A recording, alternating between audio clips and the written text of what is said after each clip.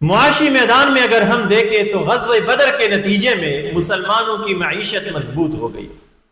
بہت سہارا ان کو ملا۔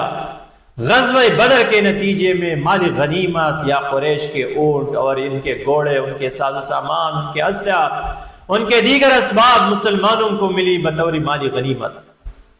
اور بعد میں قیدیوں سے فدیے کے مد میں مسلمانوں کو جو کچھ ملا، ان سے مسلمانوں کی معیشت کو بڑا سہارا ملا۔ مطلب غزوہ بدر مسلمانوں کی اقتصادی اور معاشی حوالے سے بھی اس کے بڑے اثرات تھے۔ یہی غزوہ بدر ہے جن میں عرب کے مدینہ کے ارد گرد آباد چور لٹیروں نے دیکھا کہ مسلمانوں میں یہ طاقت ہے کہ کسی بھی جارحیت کا مقابلہ کر سکتے ہیں، تلوار اٹھا سکتے ہیں، دشمن کو قتل کر سکتے ہیں، ان سے احتساب لے سکتے ہیں۔ لہٰذا چور لٹیروں کو اپنی انجام کا پتہ چلا اور انہوں نے مسلمانوں کے قافلوں، ان کی بازاروں، ان کی تجارت سے ہاتھ کھینچ لی، جس کی وجہ سے مسلمانوں کے بازار، ان کی تجارتی قافلے، ان کی ساز و سامان،